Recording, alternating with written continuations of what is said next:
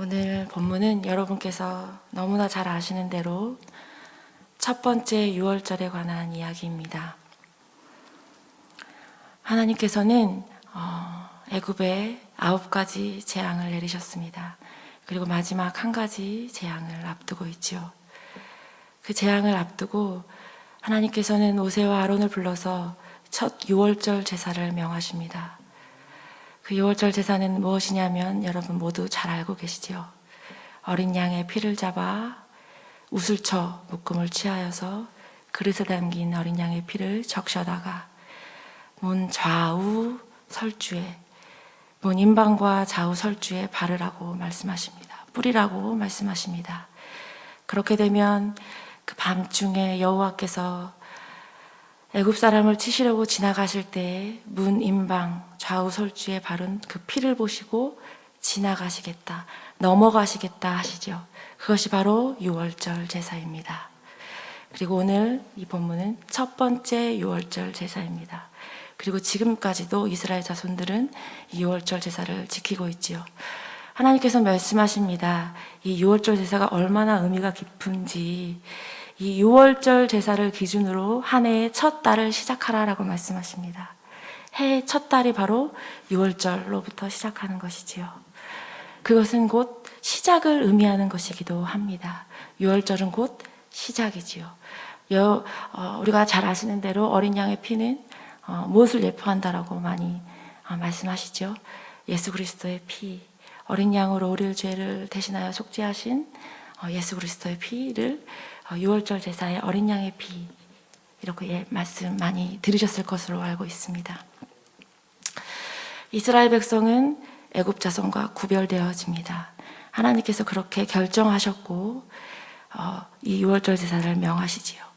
그리고 말씀해 보면 그대로 행하였다라고 되어 있습니다. 여호와께서 모세와 아론에게 명하신 그대로 이스라엘 자손이 행하였다. 즉 그대로 행한 자는 멸망당하지 않았지요. 그렇지만 그대로 행하지 않은 애굽 자손들은 어떻게 되었습니까? 모든 집에 죽음이 임합니다.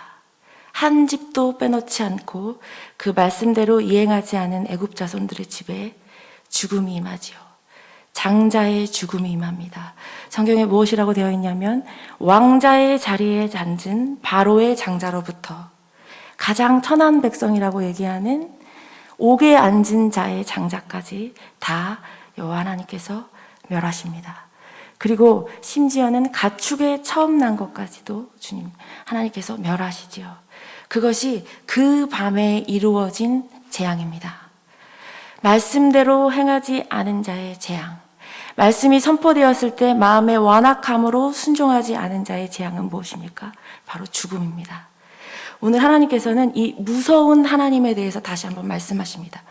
물론 이스라엘 백성에게는 환희와 감격이 있었을 수도 있습니다. 당연히 있었겠죠. 왜냐하면 여호와 하나님께서 재앙을 내리실 때 넘어가셨으므로, 생명을 유지할 수 있었으므로 이스라엘 백성들의 마음 안에는 감격과 하나님을 경외함이 있었겠죠.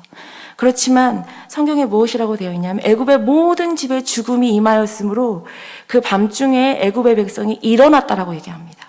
그리고 큰 부르짖음이 애굽에 임하였다라고 되어 있죠. 그리고 바로가 뭐라고 하십니까? 빨리 나가라. 속히 빨리 나가라라고 말합니다.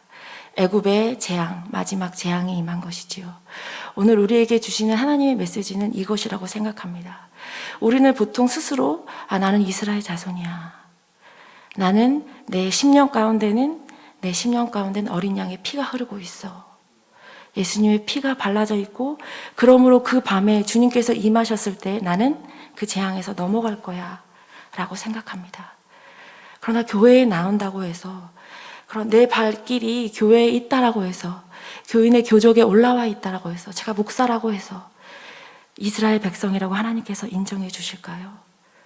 이스라엘의 씨이기 때문에 이스라엘 백성이 아니라 오늘 말씀은 모세와 아론에게 행한 그대로 행함에 라는 구절이 전제되어 있습니다. 이것은 무엇이냐면 이스라엘 자손이라고 해서 무조건 그 재앙을 넘어갔느냐, 그것이 아니라 모세와 아론이 말한 그대로 행한 사람들, 그 사람들에게 재앙이 넘어간 것입니다. 그 행위가 무엇이죠? 어린 양의 피를 발라서 문 인방에 좌우 문설주에 바르는 것입니다. 우슬초가 나오죠. 우슬초는 구약 성경에서 정결케 하는 의식을 할 때에 주로 우슬초가 쓰입니다. 그 말은 무엇이냐면 내 마음의 심령을 우슬초로 깨끗이 정결케 한 자. 그리고 내 마음의 심령의 문에 무엇이 발라져 있죠? 어린 양의 피, 예수 그리스도의 피가 발라진 자. 그 사람이 바로 이스라엘 백성, 재앙을 면한 자, 여호와 하나님께서 넘어간 자라는 것입니다. 오늘 우리는 꼭 이런 자가 되어야만 합니다. 저를 포함해 우리 모두를 말하는 것입니다. 그렇지만 여호와 하나님께서 임하실 그 밤, 애굽 사람들은 몰랐어요. 그 밤, 한밤중에 주님이 임하셨습니다. 신약 성경에도 보면 신랑 되신 주님께서 오실 때 한밤중에 임하셨다라고 하죠. 그 열 처녀들이 다 졸며 잘세라는 구절이 나옵니다. 그렇지만 누구만 그 신랑 되신 주님을 맞이하는 주님의 신부가 되었죠. 슬기로운 5 처녀만 혼인잔치에 들어갈 수 있었습니다. 문이 닫힌 이후에 뒤늦게 기름을 사서 온 5 처녀는 주여 주여 하고 문을 열어달라고 하였지만 내가 너를 모른다 라고 말씀하시죠. 들어가지 못합니다. 혼인잔치에 들어가지 못했다는 것은 무엇이냐면 결국 구원받지 못했다는 이야기죠. 천국에 들어가지 못했다는 얘기죠.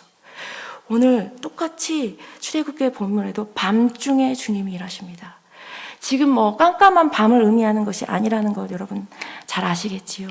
밤은 한밤중 모두가 자고 아무도 모를 그때 주님이 임하신다는 것이지요.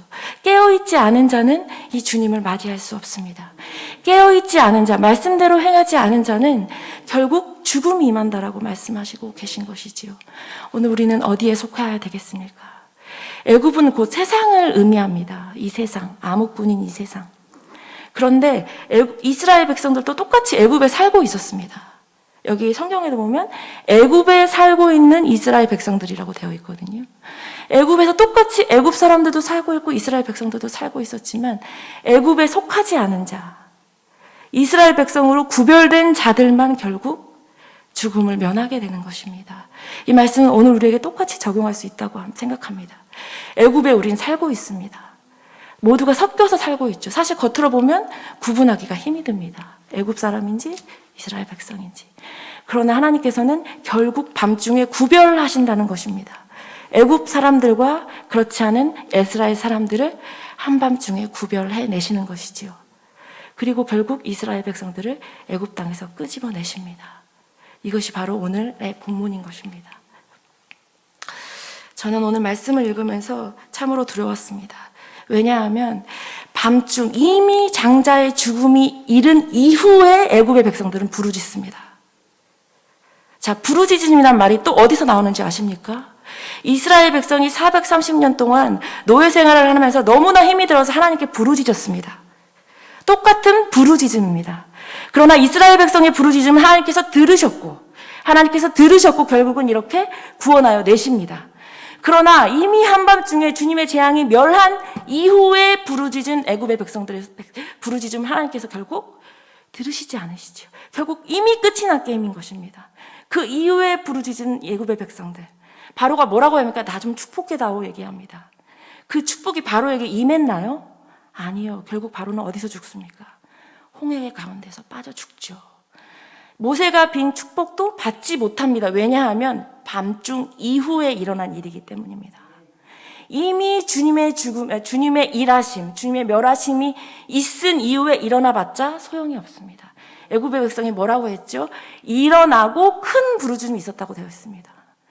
주님이 일하시기 전에, 주님이 밤중이 임하기 전에 일어난 자들은, 그리고 말씀대로 행한 자들은 구원이 임했죠. 죽음을 면했습니다. 그러나 밤중 이후에, 죽음이 이른 이후에 일어나 부르짖은 애굽의 백성들에게는 소용없는 일이죠. 주님이 듣지 않으십니다. 오늘 우리에게, 그리고 저에게, 가장 먼저는 저에게 주님께서 견고하신다라고 믿습니다.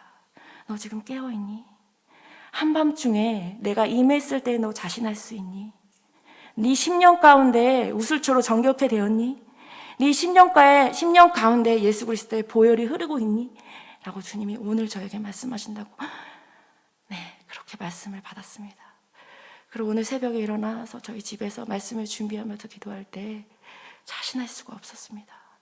정말 내 심령 가운데 예수 그리스도의 보혈이 흐르는가? 우슬초로 정결케 되었는가?